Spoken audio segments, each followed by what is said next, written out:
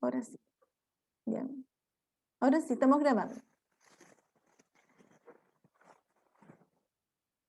Entonces teníamos por un lado, ¿cierto?, el conocimiento de la enseñanza, ¿ya?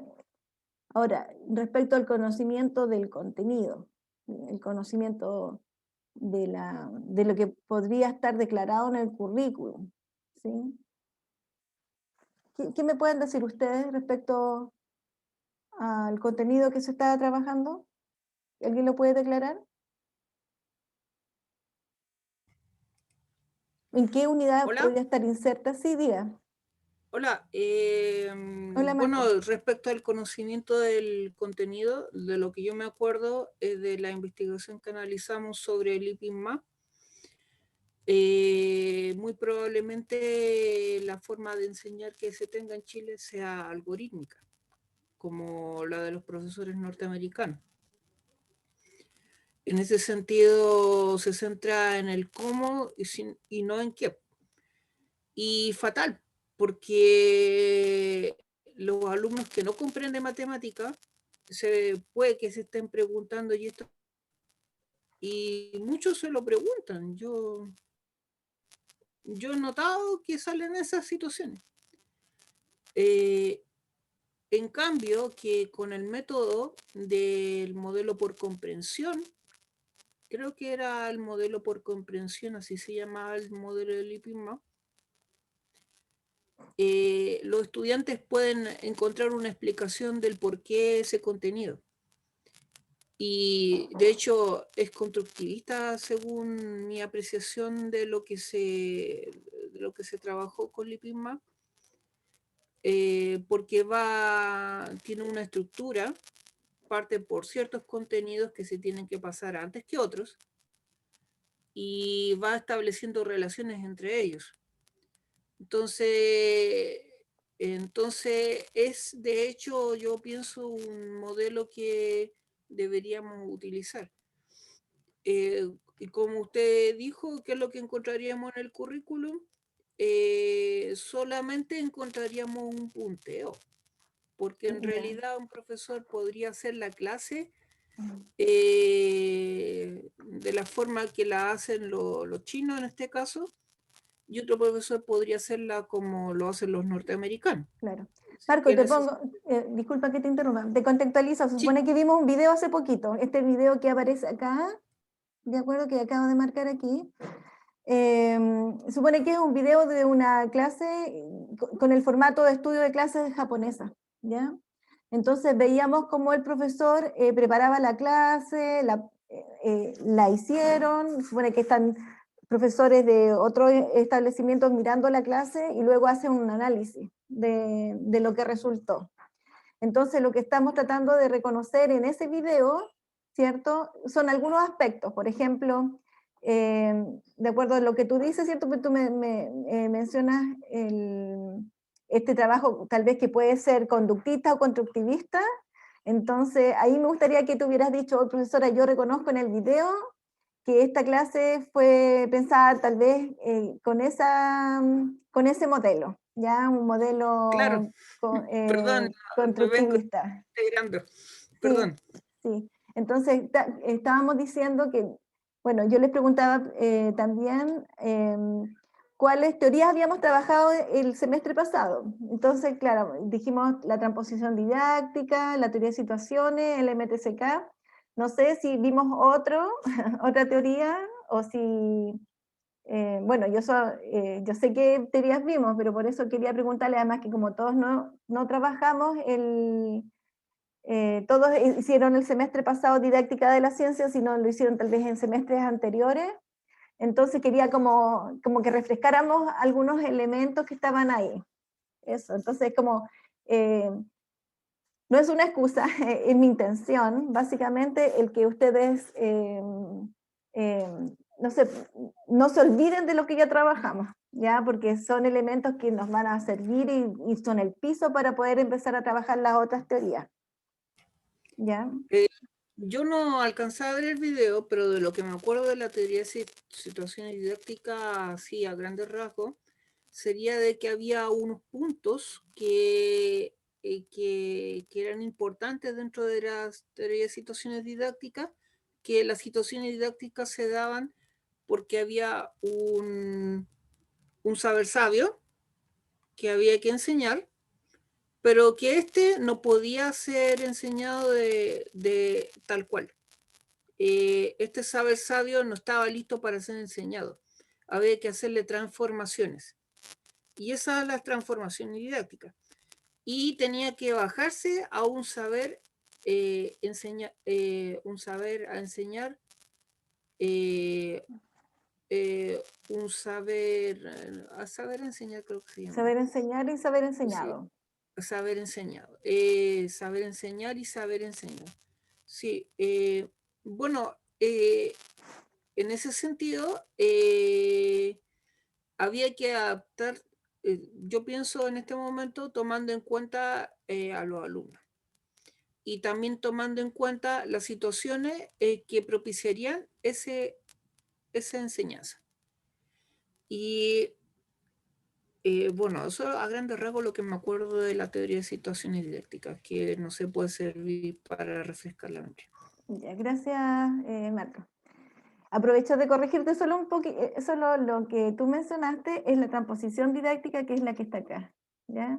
La transposición didáctica justamente habla de lo que tú acabas de señalar, de un saber sabio, después viene un saber enseñar y un saber enseñado. Voy a poner una chiquitita para que se distinga de la otra, ¿de acuerdo? En donde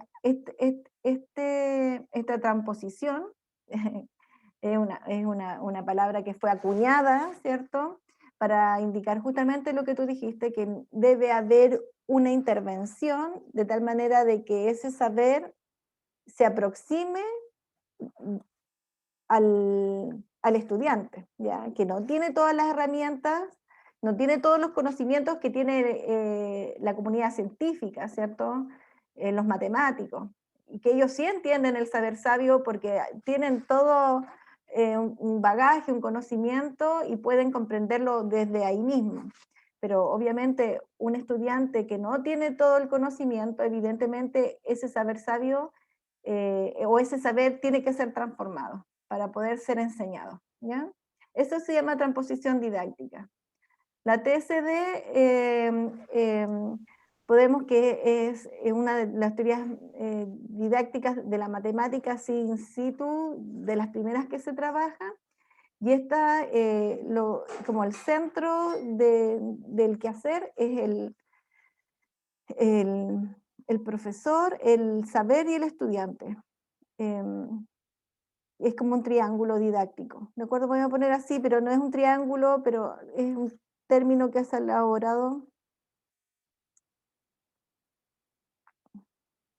Ya, que no solamente le pertenece a la TSD, sino tal vez esta idea del triángulo didáctico está presente en todas las teorías del ala francesa que emergieron en esa misma época porque dialogaban y evidentemente la comunidad de didactas que estaban ahí se veían, ¿cierto?, trabajando en sintonía, por lo tanto esta idea del triángulo didáctico también la podemos reconocer en los escritos de Chevalar de la TD, ¿ya?, de la transposición didáctica. Profesora, Diga. la teoría de situaciones didácticas es donde encontramos las situaciones de acción. Muy bien. Y eso en el video se puede identificar cuando el profesor les propone el problema, donde los estudiantes emplean los conocimientos previos para identificar qué ecuación es la que da como resultado 3. Eso es verdad. Sí, sí. Por ejemplo, la teoría de situaciones didácticas, hay un elemento aparte del triángulo didáctico que es muy, muy, muy importante que se llama, voy a poner así,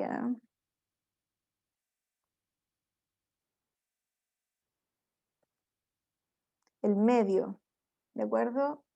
Voy a poner el medio didáctico, así para hacer, porque después le dicen medio así a secas nomás, pero uno se sabe que se están refiriendo al medio didáctico. ¿Ya? El medio didáctico es aquel elemento de alguna manera crucial que el profesor construyó y que le entrega al estudiante el cual tienen que manipular. Y ese medio didáctico tiene ciertas características vitales que hacen que como que el mismo medio le responda al estudiante cuando lo manipula, y el estudiante sabe, ¿cierto?, si se está equivocando, obviamente sigue intentándolo hasta llegar a encontrar la solución. En este caso, el medio didáctico, yo creo que lo podríamos considerar un medio didáctico, ese esquema, ¿sí? Esa secuencia, ese puzzle, ¿cierto?, que los alumnos tenían que llenar con los números para encontrar, ¿cierto?, bueno, tenían que encontrar los valores, ¿cierto?, de la centena, decena y unidades, ¿cierto?, del minuendo y el sustraendo para que les diera el resultado que indicaba el profesor, ¿de acuerdo? Entonces yo creo que ahí hay un elemento que es importante, que uno puede reconocer dentro de este video, que algo me habla, ¿cierto?, que el profesor algo estudió, lo pensó, tuvo noches, ¿cierto? Una semana antes estaba revisando el material que iba a presentarle a los estudiantes, porque la idea es que él, como profesor en sí mismo, no estuviera guiándolos a los estudiantes, que no le estuviera diciendo lo que tienen que hacer, solamente la consigna. ¿Se acuerdan cuál era la consigna? El profesor dijo, básicamente, la consigna era, diga. Encontrar las ecuaciones que den como resultado 3 en un comienzo. Muy bien, así de simple, esa era la consigna, y el alumno ya tenía claro qué es lo que tenía que hacer, no tenía que ir a preguntarle, no era un párrafo largo, así gigante, donde como que el alumno quedaba así, no entendí qué hay que hacer, no, era súper claro lo que tenían que hacer, pero cómo lo tenían que hacer o cómo tenían que descubrir esos valores, ya era manipulando la estructura que les presentaba el profesor. Por lo tanto, creo que en este video lo que nosotros logramos evidenciar son algunos elementos de la teoría de situaciones muy fáciles de reconocer. Entonces, si yo me pongo, yo les decía al principio, vamos a ponernos lentes, ¿eh? Estos lentes, si me pongo el lente de la teoría de situaciones, voy a estar mirando justamente, quiero ver si esa actividad realmente cumple con ser el medio que declaró Brousseau cuando dijo, el medio didáctico es como un juego, ¿ya? No necesariamente tiene que ser un juego, pero tiene como esas características de un juego que en el fondo como que te involucra, como rápidamente tú quieres participar, ¿me entiendes? Entonces yo veo que en este video hay elementos de la teoría de situaciones que uno puede como reconocer, ¿ya?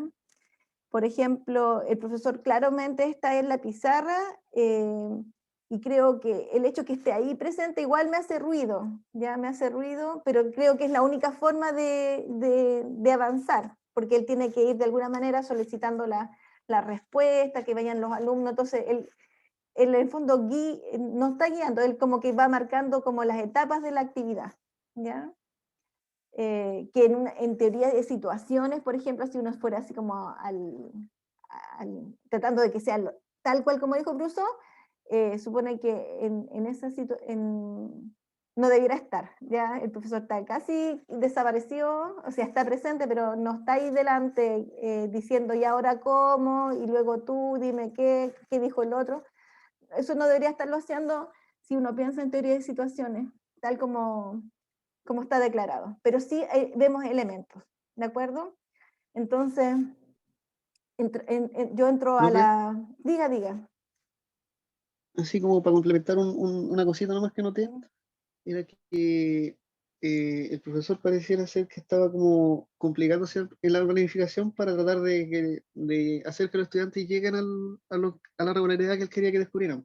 ¿Cierto? Y en algún momento llegó otro profesor que era, si mal no recuerdo, el jefe del departamento, y él le aconsejó que dejara que la situación didáctica actuara, ¿no? Porque me dio la impresión de que el jefe del departamento estaba ayudándolo a que no cometiera un efecto topase. Ah, mira qué Así buena. Ya, me dio esa sensación y por eso quise comunicarlo.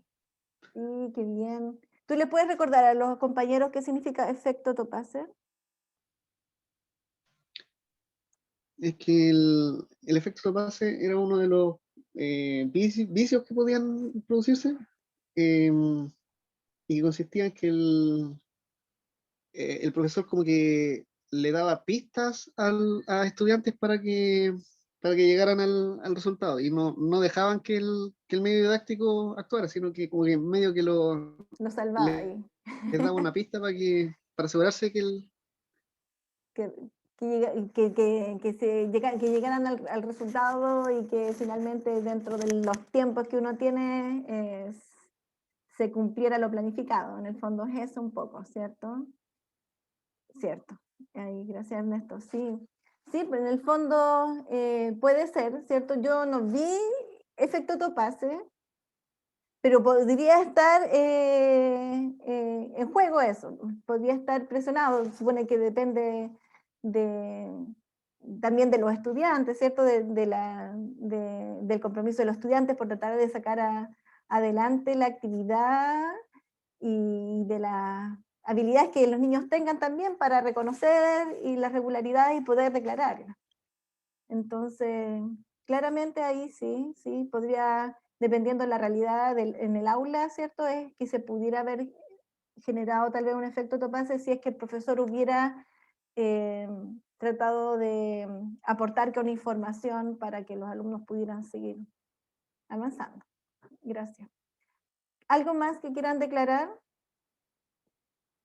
Muchachos, los que estuvieron en el semestre pasado, porque tienen más fresquita la memoria, o sea, está más reciente, supone que ahí estamos mirando al profesor, ¿de acuerdo? Cuando yo miro el MTSK no estoy mirando al alumno, no estoy mirando qué hizo el estudiante, cómo participó el estudiante, sino más bien estoy mirando qué sabe el profesor, ya el conocimiento que tiene el profesor respecto a todo lo que pasa eh, eh, en el aula, pues, en particular, díganme ustedes, ¿encuentran algunos elementos ahí del MTCK que quisieran decir?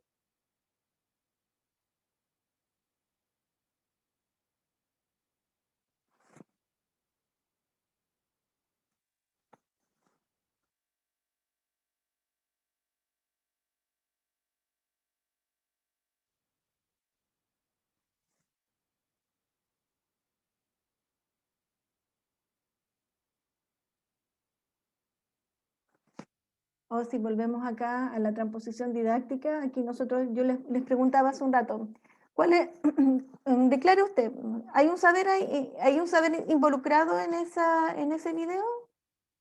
¿Cuál es?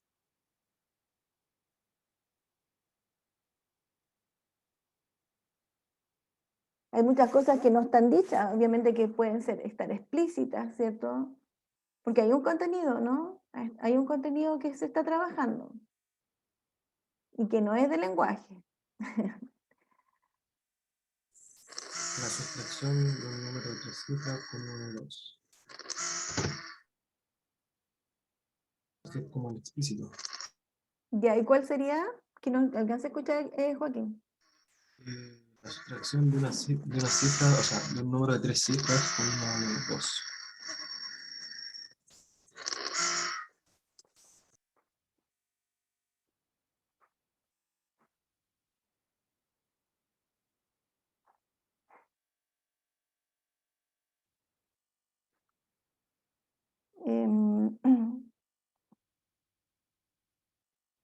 ¿Podríamos hacer subtracción en Z?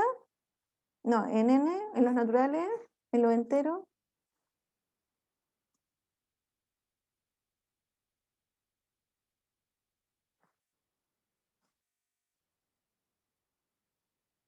Claramente, por ejemplo, esta sustracción en los enteros igual es como bien amplia, ¿cierto? Pero yo, de alguna manera yo digo, ok, voy a mirar el currículum. Voy a mirar el currículum, voy a ver el nivel, dónde está declarado, voy a mirar qué dice, por ejemplo, cuando yo tenga que los alumnos estén aprendiendo, ya pareciera que ya saben sustraer, ¿cierto? Eh, y tendría que ver, pues, supone que esto, si lo explicito y declaro exactamente la actividad, ¿sí? Como lo estaba diciendo Joaquín, voy a sustraer números, a un número de 3 cifras le voy a sustraer un número de 2 cifras, de tal manera que la diferencia me dé 3, por decir algo así.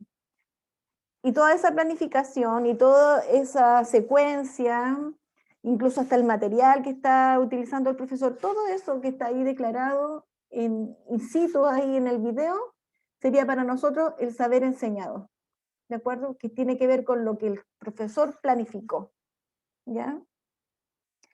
Y el saber que está detrás y el que está ahí en el programa diciendo, oye, en este nivel usted tiene que trabajar este contenido y seguramente están declaradas algunas habilidades que se esperan que los alumnos desarrollen. Entonces, todo lo que esté en el programa declarado para que en ese nivel se vea sustracción en el entero, sería el saber enseñar. ¿Sí?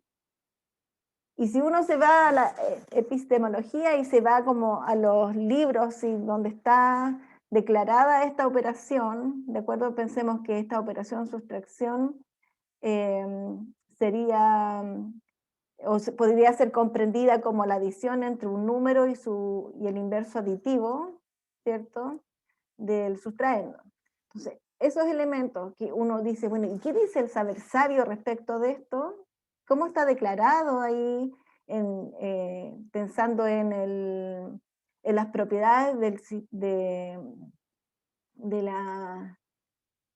los, en este caso estaríamos trabajando en los enteros, cuáles son las propiedades que se cumplen en este conjunto y cuál es el saber que debiéramos riguroso como profesores conocer nosotros para que realmente si esto se complejiza yo tenga los elementos necesarios para poder responder, entonces yo estaría hablando del saber sabio, ¿de acuerdo?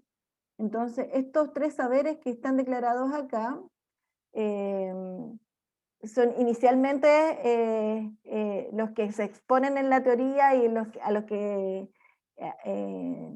señala Chevalar, ¿ya? En esta teoría de transposición didáctica. Pero si uno empieza a trabajar otras investigaciones, que fue lo que estuvimos viendo en el curso anterior, nosotros vemos que, claro, hay otras personas que han ido como dando más elementos, hay más saberes, así hay como más etapas, no son solo estas 3, ¿de acuerdo? Pero ahí las podemos revisar, ¿ya? Pero en el fondo siempre hay un elemento matemático presente cuando estamos obviamente analizando videos, y aunque sea explícito, porque seguramente los profesores no van a ponerse, o no van a declarar el saber sabio, ni hablar de la transposición que está presente, pero simplemente con que haya un objeto matemático, yo pueda ver la clase en sí misma, yo ya sé claramente cuál es el saber enseñar, al del que se está hablando. Entonces yo cuando hablo con estos conceptos y hablo de la transposición que es necesaria que se haga para que el alumno pueda aprender este contenido, entonces estoy mirando desde esta teoría, me estoy poniendo los lentes de la transposición didáctica para mirar esos elementos, ¿ya? Y que siempre van a estar presentes, ¿eh? En general, siempre, siempre. Bien, y con respecto al MTCK, los compañeros que estuvieron en el curso anterior, ¿cierto? Vieron el conocimiento del profesor,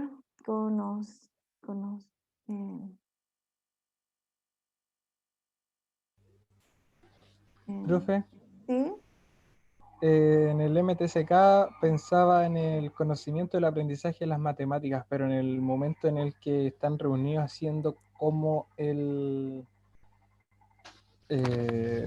análisis de la clase, porque ahí los profesores lo mencionan, de hecho, que es importante el saber cómo aprenden nuestros estudiantes, porque quizás el profesor pudo para una cantidad de alumnos que lo hicieron súper fácil, pero hubo otra cantidad que le costaba un poco más aprender y que quizás no quedó bien aprendido. Claro. Por ejemplo, como en genérico, claro, es importante saber cómo aprenden nuestros estudiantes y también es conocer al grupo del curso que tú tienes a cargo, ¿sí? Porque también, además, cómo aprende tiene que ver como con las actitudes que ellos, y aquí tal vez vuelvo a teoría de situaciones, donde hay una idea que se llama contrato didáctico. Ahí. ¿Sí? Y el contrato didáctico lo que nos habla justamente es del rol que debe tomar tanto el profesor como el estudiante al momento de estar enfrente de una actividad diseñada bajo la teoría de situaciones didácticas. ¿Ya? Porque si no hay un contrato didáctico, la verdad es que significa que si no hay un compromiso de trabajar, los alumnos pudiesen no hacer el esfuerzo necesario, porque sabemos que aquí, en teoría de situaciones didácticas, el medio didáctico podría ser considerado como un obstáculo, porque es algo distinto, es algo que no conocen previamente, nunca habían trabajado no de esta forma, nunca habían resuelto esta actividad. Entonces no tienen como un parámetro de qué es lo que tienen que hacer, ¿sí? Porque si yo les enfrento a un problema donde ellos saben qué hacer, la verdad es que aunque sea súper bueno el medio, pero el alumno se sabe la historia y sabe cómo hay que hacerlo, entonces pierde todo el sentido de aplicarlo. ¿Diga?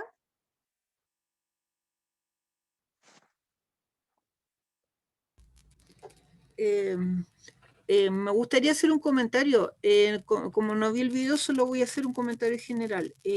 Lo referente al MTSK, ¿Ya? justamente como usted estaba hablando del contrato didáctico, hay hay 3 puntos que el compañero estaría tocando el segundo al mencionar que hay que saber cómo aprenden los estudiantes. El primero sería la estrategia didáctica, cómo se va a enseñar, y eso tiene que ver con el medio didáctico y el contrato didáctico al mismo tiempo. Y lo otro que también habría que tener en cuenta es que si el profesor acude a fuentes de información como el currículum o ¿Sus propios eh, colegas puede ser o no? expertos en el tema de enseñanza, o por ejemplo tesinas o investigaciones profesionales que pueden ayudar a desarrollar su labor. Ya, perfecto. Y en ese caso, ¿cómo se llama esa parte, ese conocimiento del profesor? Mm, No me acuerdo bien de la última, del nombre específico que tenía. Ah, ya. Ya, pero yo lo abrí para que se recordaran ustedes, aquí solamente ese esquema. Creo que este es el que propone, em, a ver, sí, creo que este es el último. A ver, déjenme mirar así más abajo. Que se han ido complejizando y han ido aportando más elementos, pero si pensamos en este básicamente, hablábamos, por ejemplo, dice, conocimiento de las características del aprendizaje de las matemáticas, ¿sí? Creo que ese es el que se refería hace un rato el compañero, donde estoy mirando, estoy pensando en cómo aprenden, ¿cierto? La parte de la enseñanza y aprendizaje estaría acá, en esta parte de aquí, ¿sí? Y aquí estaría pensando en cómo aprenden mis estudiantes, ¿sí? Sí, profe, a ese me refería. Ya, perfecto. Súper. ¿Y tú ahora, Marco, a cuál te referías?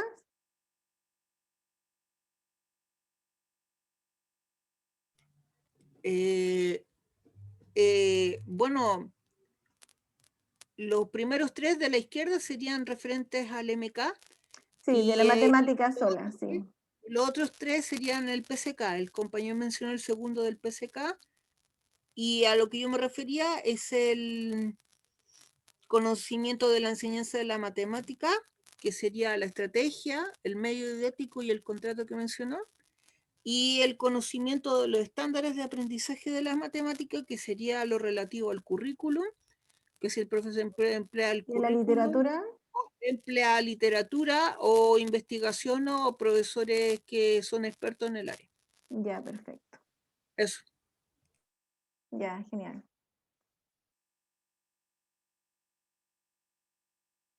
Ok.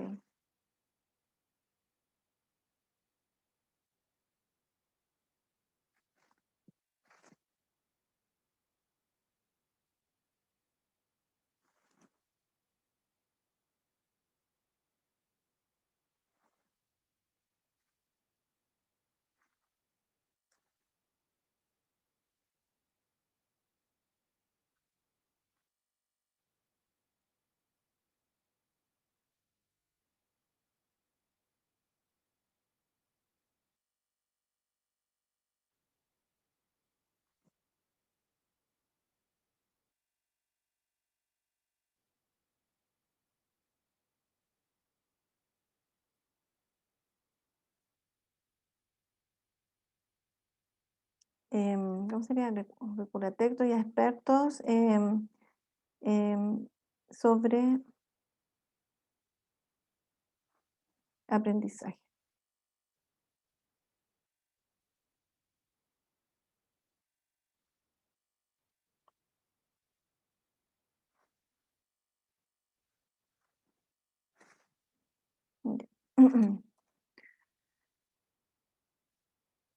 Bueno, a grandes rasgos. Entonces, como les comentaba, nosotros, la idea es que vamos a ir abordando las diferentes teorías que están declaradas acá en el programa, y vamos a tratar de siempre pensar que yo puedo observar una clase, y esa clase la puedo observar desde diferentes em,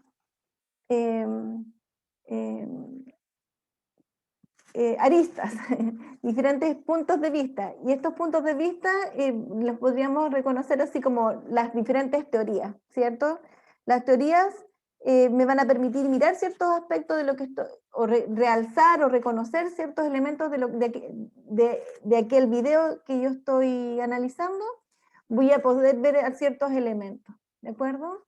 Entonces, como les decía en la diapositiva anterior, dije, vamos a revisar algunas características, aspectos generales sobre lo que ya vimos, ¿cierto? Insisto, para nosotros va a ser un piso sobre el cual nos vamos a poder apoyar, y siempre vamos a poder también referirnos a eso, ¿ya? Como la teoría de situaciones es la teoría con la que vamos a partir ya la próxima semana, la idea es poder trabajar o recordar un poco lo que era la transposición didáctica, ¿ya? Tenemos entonces a Yves Chevalar, francés, de alguna manera propone, toma ciertos elementos, ¿sí?, que ya han sido elaborados, por ejemplo, el concepto de transposición, básicamente, y utiliza en esta teoría, la cual nos dice que vamos a utilizar, estamos obligados a hacer una transposición didáctica con el fin de que ese objeto matemático pueda ser enseñado, ¿ya? Entonces, ¿de qué estamos hablando básicamente? Estamos hablando de nuestros estudiantes. Estamos pensando en el aula, estamos pensando en alumnos de séptimo o cuarto medio, si son los alumnos con los que vamos a trabajar, y ellos son aquellos, el esfuerzo que vamos a colocar está ahí, ¿cierto? Yo quiero enseñarle un contenido, aquí está declarado en el programa, estoy obligado a trabajarlo, pero ¿será realmente adecuado esa actividad que está propuesta en el texto del estudiante? Bueno, yo tengo mi rol, pues, yo tengo algo que hacer, algo que decir, porque yo soy el experto, ¿sí? Conozco a mi estudiante, estoy pensando en el MTCK, conozco a mi estudiante, conozco la matemática, sé cómo se tiene que enseñar este contenido, y tal vez aquello que está proponiendo el texto del estudiante sea bueno, pero tal vez yo tengo algo que decir y puedo mejorar esto, ¿de acuerdo? Entonces, siempre con esa finalidad, que hay un mandato, que es tu compromiso que tomas, ¿cierto? Que es, yo tengo que ver el contenido que está declarado por el programa, porque es una obligación ver los contenidos mínimos obligatorios, y estoy en esta unidad y tengo que trabajarlo. Ahora, no me puede dar lo mismo, ¿de acuerdo? Ya, no me puede dar lo mismo qué actividad voy a trabajar, ¿sí? Yo soy el que de alguna manera está midiendo los tiempos, estoy viendo lo interesante que puede ser que mi estudiante trabaje esta actividad, porque yo creo que va a, a comprender mejor, porque va a sentir un desafío, y y en este desafío y en el logro de este desafío va a adquirir no sé, va a poder dimensionar la matemática y tal vez la va a poder apreciar, ¿ya? Entonces, a grandes rasgos, dentro de lo que planteaba Chevalar, declaraba estos tres saberes, ¿ya? El saber sabio, que ¿dónde lo podemos visualizar? Bueno, en los textos de matemática, en los textos que utilizamos en la universidad, en la matemática en la que maneja el especialista, ¿cierto? Si pensamos en integrales, por ejemplo, si es un objeto matemático que tengo que trabajar en tercero o cuarto medio, ahora con la reforma, en el electivo, ya derivadas, integrales, límites, todo eso se tiene que trabajar en tercero y cuarto medio. Entonces me pregunto yo, Chuata, gran desafío, porque cómo enseño esos objetos matemáticos para alumnos de ese nivel que antes no habían trabajado esos contenidos. Entonces, ahí yo tengo que mirar, tengo que saber el saber sabio, o sea, tengo que revisarlo, obviamente lo trabajamos en la universidad, yo sé integrar, pero tal vez así como me enseñó el profesor, el doctor de la universidad a integrar, no sé si sea lo más conveniente repetir ese mismo procedimiento y esas mismas guías y actividades con mis alumnos de tercero o cuarto medio. No sé qué piensan ustedes.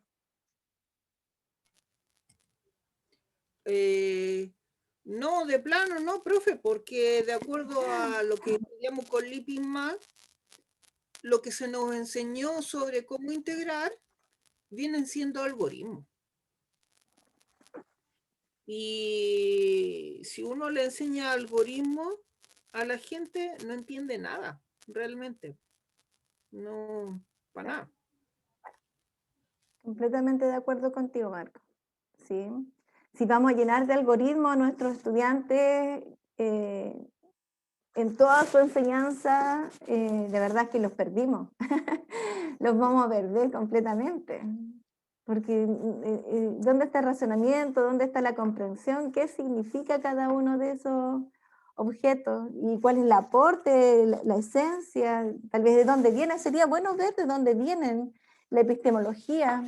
Entonces, claramente, ¿por qué tengo que ver integrales? Es porque está acá. Aquí, en el saber enseñar, ahí está ahora. Entonces, si en el saber enseñar, ¿sí? Fue una elección. ¿Por qué está aquí? Es porque hay decisiones políticas que están mirando, bueno, cuál es la formación del ciudadano que necesitamos para el siglo XXI todavía, ¿cierto? Que esperamos que estén más cerca para que cuando ellos entren a la universidad tengan más herramientas y estén en mejores condiciones para dar su aporte dentro de las áreas que ellos elijan estudiar. Entonces, el saber enseñar es los programas, acuérdense, ¿cierto? Son los programas, ¿sí? Y eso no pasa por nosotros, esa transposición didáctica del saber sabio al saber enseñar. Nosotros, nadie nos preguntó, eso no depende de nosotros. Pero sí lo que depende de nosotros, lo que está en nuestras manos, es la transposición didáctica que va del saber enseñar al saber enseñado. Y aquí en el saber enseñado es esa actividad, básicamente, esa que tú definiste y que vas a trabajar con tus alumnos en el aula. ¿Sí? Entonces, estas transformaciones, ¿sí? Externa e interna, esta que está acá es la que depende del profesor. Esa es la que tú en algún momento vas a tener que decidir qué hacer con tus estudiantes. ¿Sí? Y evidentemente esperamos tener herramientas y tener muchos ejemplos de buenos ejemplos para... es como lo último que dijo el caballero del video, creo que era el director, dijo, bueno, pero él lo decía respecto el compromiso que tienen los profesores con sus estudiantes. Cuando yo veo que hay muchos profesores que están estudiando las clases de otros, están compartiendo, están entregando sus puntos de vista, aportando, y cuando hay un profesor que todavía no está como en esa línea, como, y ve cómo los otros trabajan, de alguna manera eso provoca que también ellos quieran también trabajar de esa forma.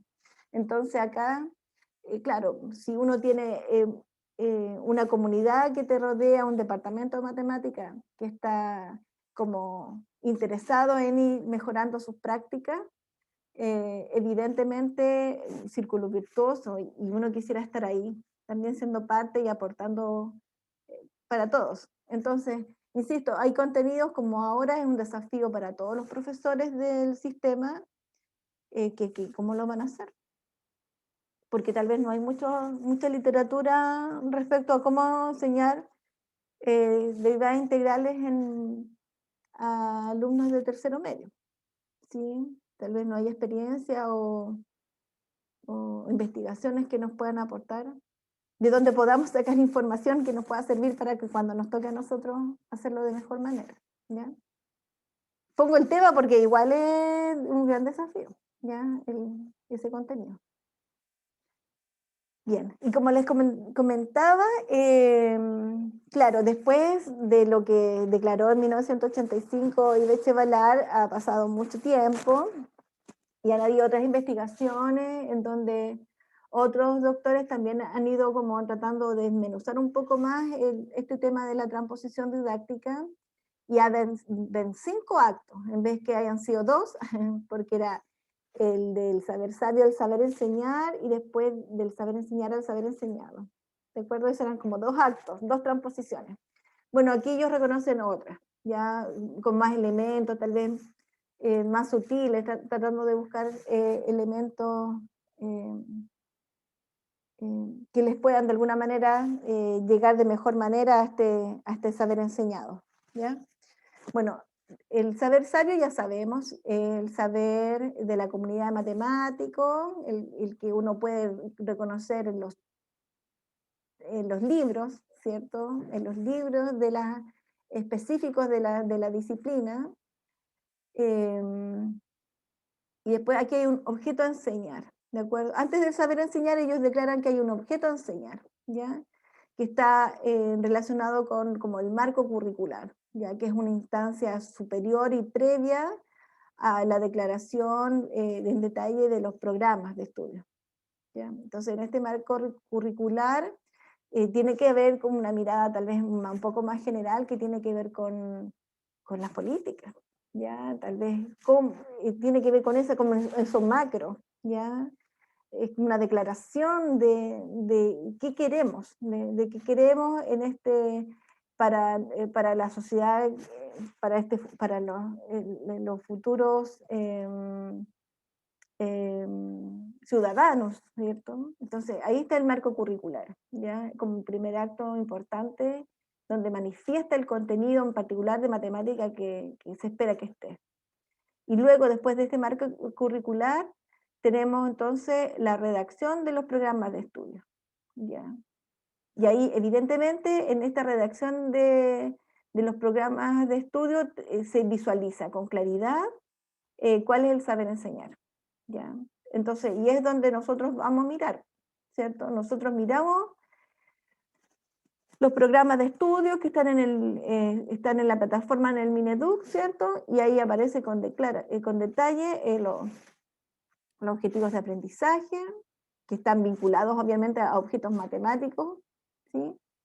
Y luego, ¿cierto? Como un tercer acto, tenemos los textos escolares, ¿sí? Entonces los textos escolares se ciñen y obviamente tienen que cumplir con lo que declaran los programas de estudio.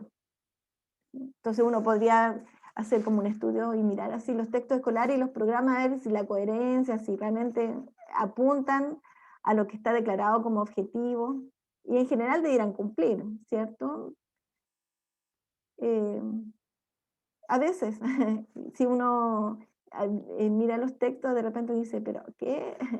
Allí se encuentra con alguna sorpresa, ¿ya? Entonces sería bueno, y vamos a hacerlo, vamos a mirar los programas de estudio, vamos a mirar los textos escolares, vamos a mirar las actividades que están proponiendo, ¿ya? Es parte de lo que nosotros tenemos que hacer, y dentro de, creo que alguna de las tareas que propusimos, dijimos vamos a mirar los textos, ¿ya? Para ver la matemática y analizar eso. Tenemos los textos escolares como un tercer acto, en donde el saber enseñar se transforma, hay una transposición, ¿ya? Donde declaran que este saber ahora se llama saber escolar, ¿ya?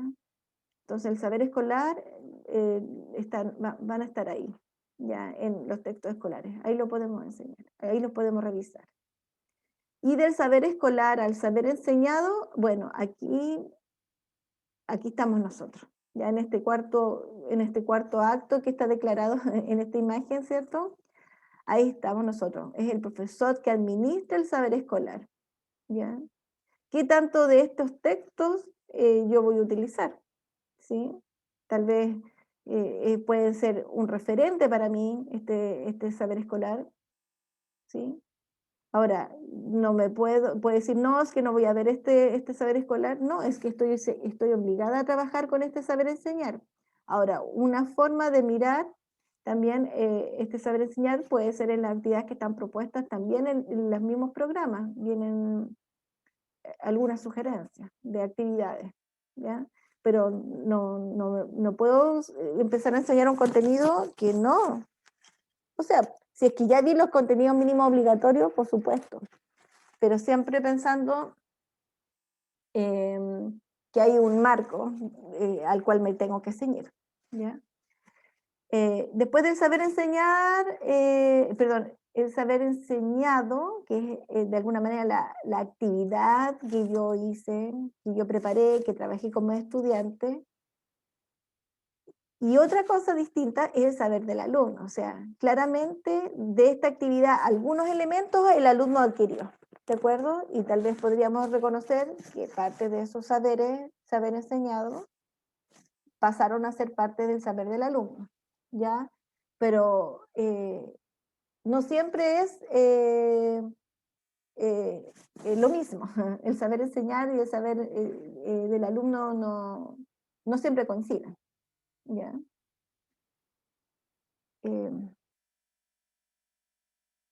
Claro.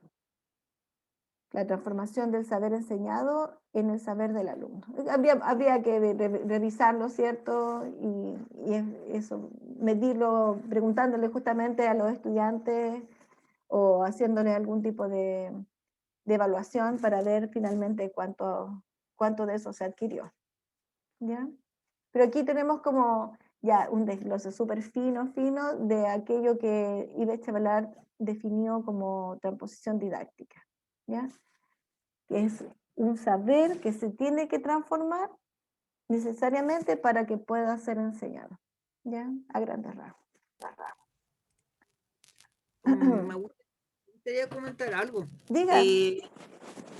Claro, justamente con la situación como está, hay mucha gente que está bien cabreada. Entonces, probablemente un asunto que el profesor deba tomar en cuenta especialmente ahora es que se va a encontrar con un prejuicio al momento de tener clases con los alumnos, porque como están cabreados, no tienen ganas y seguramente lo van a encontrar pesado, aburrido las matemáticas y eso. Y como nosotros tenemos que llegar y entrar y cambiar esa situación, seguramente será de utilidad que nosotros consideremos diferentes formas de enseñar. ¿Por qué? Más de un método de enseñanza, porque los alumnos los podríamos subdividir en diferentes categorías. Quizá algún alumno sea más visual, quizá otro sea más auditivo, según esto tiene que ver con las características psicológicas del aprendizaje. Otro puede que necesite más movimiento. Y me han llamado que hay bastantes maneras de enseñar cosas. Por ejemplo, un profesor que utilizaba rap para enseñar. O quizá usar videos, que es lo más común que se puede hacer ahora. O otro tipo de tecnologías, como por ejemplo usar GeoGebra, que podría ser una forma de interactuar, porque como se puede utilizar GeoGebra online, no hay que instalar nada y los alumnos pueden utilizar el sistema con el cual se está moviendo, no están estáticos ahí, sentados en una silla, empotrados, como si estuvieran pegados a la silla, que cosa que tampoco sería muy buena. No sé, hay muchas cosas que uno podría intentar hacer y yo creo que cuando intentara enseñar, tendría que usar más de una. Ya. Habría que ver, ¿cierto? Sí, o sea, igual los conocimientos que ustedes están adquiriendo en los ramos de formación pedagógica, yo creo que debieran de alguna manera tener, ¿cómo se llama? Sí, haber una sintonía, un grado de comunión en cuanto a también lo que nosotros vemos en didáctica de la matemática, ¿de acuerdo?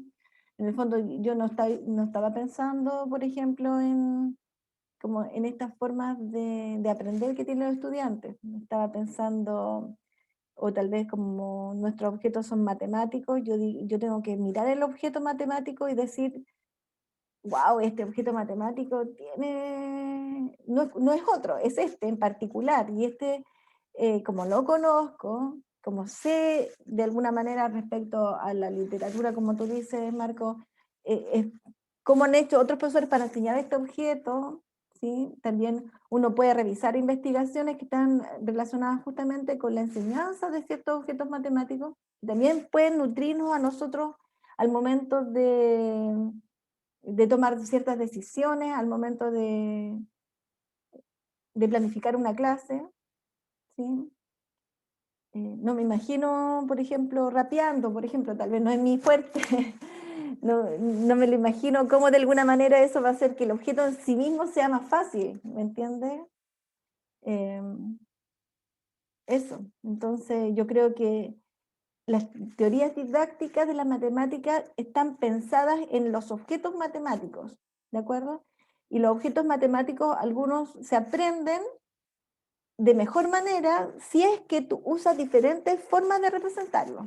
Y ahí yo me puedo quedar y puedo trabajar con la teoría de representaciones de Duval, donde él dice, este objeto de tipo algebraico, yo lo puedo representar visualmente mediante el plano cartesiano y lo veo gráficamente. Entonces, de algebraico pasó a ser geométrico porque veo una recta o veo un círculo, si es la circunferencia, si era la ecuación algebraica de la circunferencia. Entonces, tal vez esos elementos que nosotros poseemos de la matemática también los tenemos que utilizar al momento de proponer nuestras clases, porque sabemos que las teorías también nos están dando ciertos nortes para poder, herramientas para poder usarlas al momento de trabajar con nuestros estudiantes. Eso. Entonces, las teorías didácticas, miremoslas también como esas sugerencias, ¿de acuerdo? Por ejemplo, para mí teoría de situaciones son súper difíciles de encontrar una clase hecha o un video donde me muestre una clase o una actividad que haya sido realizada con teoría de situaciones. Puedo ver en una clase realizada muy bien, ¿cierto? Con algunos aspectos que yo puedo reconocer. Ah, aquí podría haber estado el efecto Giordano, el Topaze. Miren, claro, pero esa clase yo le puedo preguntar al profesor, ¿usted estaba pensando en teoría de situaciones? Él podría haber dicho, no, jamás pensé en la clase, en esta teoría. ¿De acuerdo? Porque ahí el rol completamente lo tiene, o el centro, este núcleo, que el motor está entre el alumno y el medio, el alumno y el medio. Y ellos están interactuando, y de ahí se están generando las ideas, el razonamiento. Si hay una idea que de alguna manera es errada, el mismo medio se va a encargar de que el alumno se dé cuenta que tiene que rectificar esa idea o ese análisis que hizo previamente. Entonces, hay muy poco sobre videos realizados usando la teoría de situaciones. Pero sí hay elementos que yo puedo rescatar y que yo creo que son súper buenos que se repliquen y que yo pueda hacer tal vez una pseudo clase pensando en la teoría de situaciones porque yo quiero que los alumnos sean los protagonistas, porque quiero que los alumnos estén muy vinculados y comprometidos con su propio aprendizaje, por lo tanto los veo ahí en este contrato didáctico en el fondo, porque eso sí lo puedo hacer. Yo les puedo decir, alumnos, yo cuando les traiga el material, yo necesito que ustedes sean los que trabajen y se esfuercen al máximo por responder las preguntas y no me pregunten a mí, porque la idea es que usted se encargue de responderlas. ¿Ya? Y tal vez van a poder interactuar con sus compañeros y entre ustedes llegarán a un acuerdo, por ejemplo. ¿De acuerdo? Entonces yo creo que para mí es importante que los estudiantes propiciar a los estudiantes actividades como esa. No puedo hacer todas las clases en el formato teoría de situaciones, porque involucra, claro, un trabajo extenso del profesor previo para que el medio realmente cumpla con las características y el alumno pueda eh, eh, lograr efectivamente lo que se planeó, porque si el tiempo se acaba y el alumno no alcanza a terminar la actividad, realmente igual es complejo, porque el alumno siente como que perdió toda la clase, no sé. Entonces, hay que saber, hay que tener muy bien pensado cuándo vamos a hacer actividades como esta, ya, pensando en la teoría de situaciones. Que son importantes que las vivan, sí, por supuesto, porque es como una comunidad científica haciendo ciencia, ¿de acuerdo? Y logran llegar a un resultado. De la misma manera, es como análogo, ¿ya? Bien. Y cada una de las teorías, disculpen, van a hacer su aporte, ¿ya? Entonces la idea es que nosotros entendamos qué elementos, qué herramientas nos están entregando para poder quedarnos. Bueno, aquí decía, pensando y como ir cerrando con lo que declaraba Ivette Chevalar, dice que todo proyecto social de enseñanza y de aprendizaje se constituye dialécticamente con la identificación y la designación de contenidos del saber o de saberes como contenidos, perdón, de contenidos de saberes como contenidos a enseñar. Entonces, en esta frase, de alguna manera, lo que está declarado acá, ¿cierto? Es que hay una... estamos bajo una cierta regla, ¿de acuerdo? Estamos dentro de este esquema donde hay un saber enseñar, ¿ya? Que yo no lo escogí, sino que están declarados previamente, y por ende yo tengo aquí un compromiso, ¿ya? Un compromiso para de qué manera yo logro que ese saber se pueda aprender, y mis estudiantes lo puedan de alguna manera adquirir, de buena manera, por supuesto, de manera que él comprenda el objeto, desarrollen ellos habilidades, ¿de acuerdo?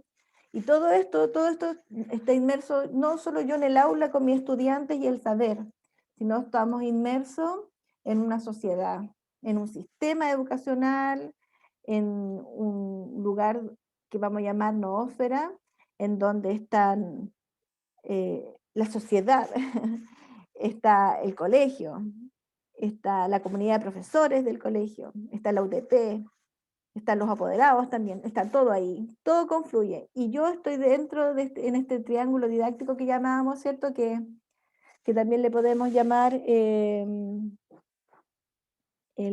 perdón, ay, se me fue la palabra, va a aparecer en algún momento. Bueno, yo estoy aquí en este triángulo didáctico que estoy mirándome dentro del aula, pero no puedo descontextualizarme, ¿de acuerdo? Entonces hay muchos elementos que confluyen y que debieran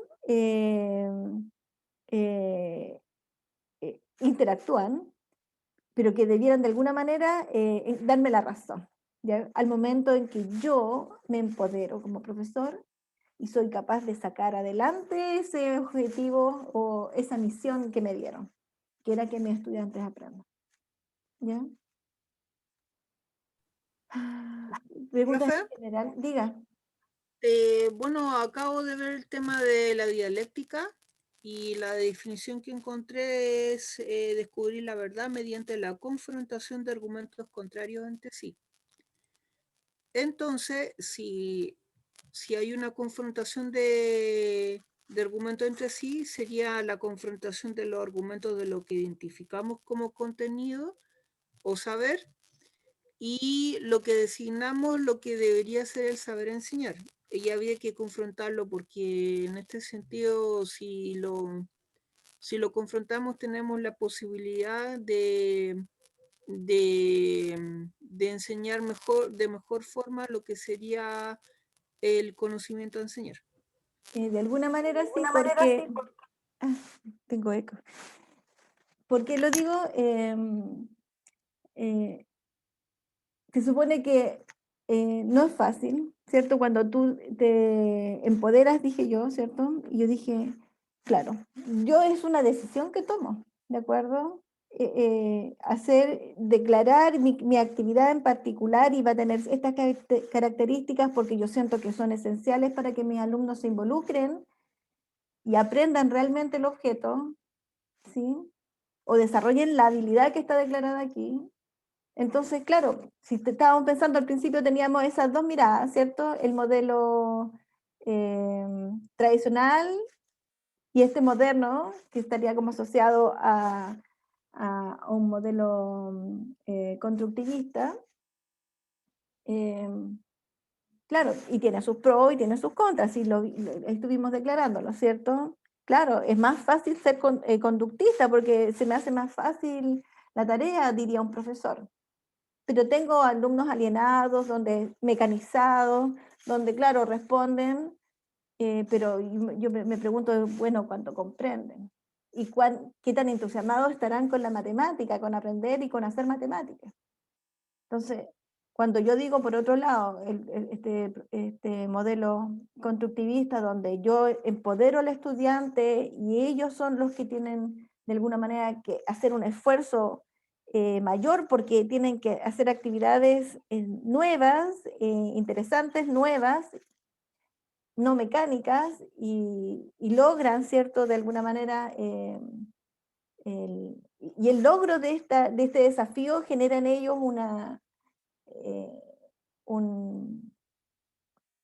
como un despertar a la matemática, un estar como, saberse bueno para la matemática, y evidentemente eso es importante. Entonces, en esta noosfera claramente nos vamos a encontrar con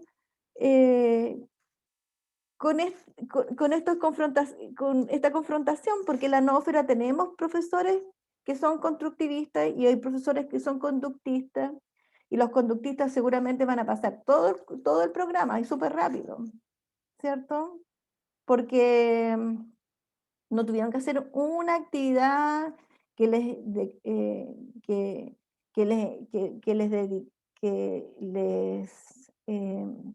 que requería tiempo para análisis. No, ellos hicieron muchos ejercicios, entonces los apoderados comparan eso. Mira los cuadernos de los niños. Ahí este profesor A hizo, no sé, 20, 30 ejercicios en la clase. Y el profesor B hizo una actividad, pero era una actividad súper importante, según él, porque los alumnos estaban comprometidos, estaban interesados, porque lograron descubrir una regularidad, y perfecto. Pero los profesores o los apoderados están mirando y comparando, pucha, lo que hizo uno y lo que hizo el otro. Entonces, claramente, el tema es, bueno, ¿quiénes y los alumnos aprendieron? Si eso es, y los alumnos están motivados, todos esos elementos, ¿de acuerdo? Entonces, claramente yo tengo en este saber enseñar, ¿de acuerdo? Del saber enseñar al saber enseñado, esta transposición, este paso, ¿cómo lo voy a hacer? ¿De acuerdo? Insisto, no todas las clases pueden ser así con el formato de teoría de situaciones didácticas como el que estábamos de alguna manera tratando de reconocer en la actividad que hizo el profesor, porque requiere mucho, mucho tiempo elaborarla, planificarla y ponerla en práctica. Pero pero que sí te permite potenciar a tus estudiantes, por supuesto. Te hace vivir una instancia como que tú eres matemático y eres capaz de reconocer regularidades y desarrollas habilidades de análisis, también de la capacidad de poder decir ideas o contrastar las ideas y ver ciertos los puntos en común. O sea, estoy haciendo mucho, desarrollando en los estudiantes muchas habilidades y profundizando en el concepto matemático del objeto que me tocó ver, ¿sí? Pero ahí está ahí el tema de esa contraposición en cuanto a los elementos y la forma en cómo yo voy a trabajar el contenido. Los contenidos, ¿dónde están? Entonces decíamos que explícitamente, claro, ahí donde los voy a mirar, en el programa de estudio. Pero implícitamente también yo puedo mirar, ¿cierto? Y reconocer la matemática en otros elementos, ¿ya? Aquí dice, por ejemplo, por la tradición, ¿sí? O por la evolución, donde podría estar ese contenido en particular. Tal vez hay ciertas didácticas que no se quedan solo con lo que está en el programa, sino de alguna manera tratan de ir a la aplicación, donde están esos objetos matemáticos, para de alguna manera tomar esos elementos y poder traerlos, para que también tenga más sentido. Entonces, tiene que ver un poco con esa búsqueda de dónde ir a mirar y de dónde sacar actividades, o más que nada, qué elementos me pueden nutrir para que las actividades tengan más sentido para mis estudiantes. ¿Ya? Finalmente, la transposición didáctica va a ser una ilusión, dice acá. Perdón, lo dije mal. Dice, reciben el quiebre de una ilusión, ¿ya? Que corresponde a dos elementos, ¿cierto? Por un lado, el saber que se enseña, que está relacionado con un conocimiento específico, en este caso un saber sabio, que está en el ámbito académico, ¿cierto? En los textos de la disciplina en sí, ¿de acuerdo? Entonces, claramente ese saber enseñar reside ahí, ¿sí? Pero ¿qué es lo que yo hago y cómo de alguna manera entrego ese contenido? Es la transposición a la que me tengo que evocar, ¿sí? Y eso. Con respecto, hay un concepto que tal vez no aparecía acá, pero que también estaba elaborado y es muy importante, que se llama la vigilancia epistemológica, ¿sí? Y la vigilancia epistemológica reside en esta mirada del profesor que sabe el contenido, ¿de acuerdo? Soy un profesor experto, soy profesor de matemáticas, estudié en la universidad, trabajé los contenidos de manera rigurosa y seria. Entonces, cuando yo sé de ese contenido y propongo mi actividad a mis estudiantes, yo trato de cuidar que esa actividad, el objeto que está ahí involucrado,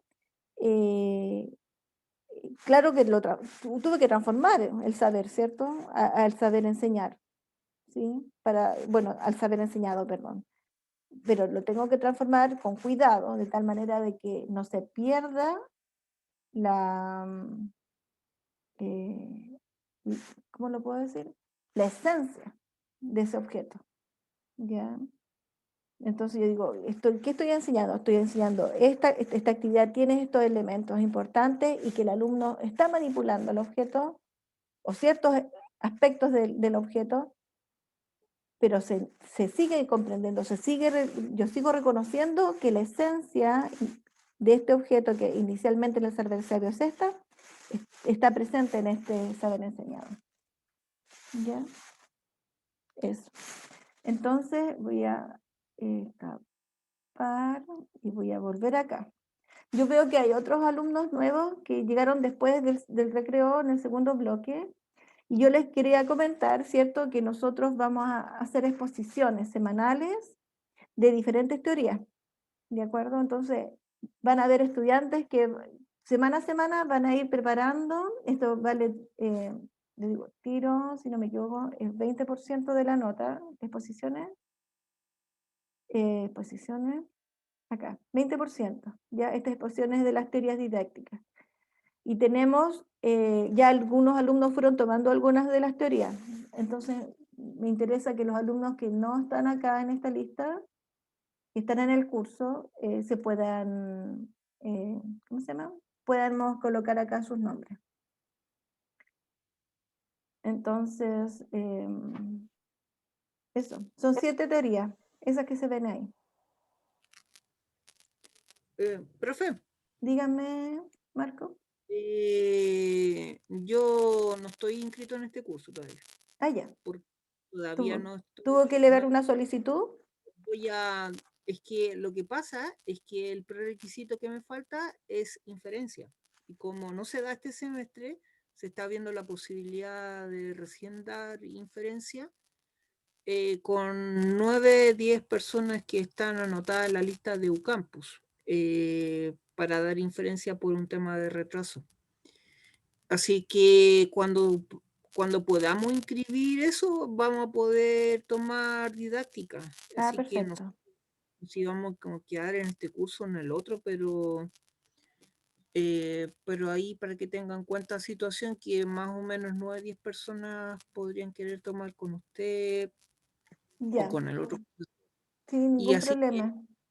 que ahí, y también no sé si pueda disponer de la clase para que la podamos ver en Google Docs, porque a través de Campus no tenemos acceso. Google Docs. Sí, Ya. porque ahí se puede ver video. Así que los que no tengan acceso a Campus podrían tener acceso a los videos de las clases Sin ningún problema. a través de Google Docs. Ya, Bueno, perfecto. Google Drive, más bien dicho, Sí, porque Google Docs es como para compartir documentos. sí, documento del Drive, eso era. Ah, ya. Voy a detener la grabación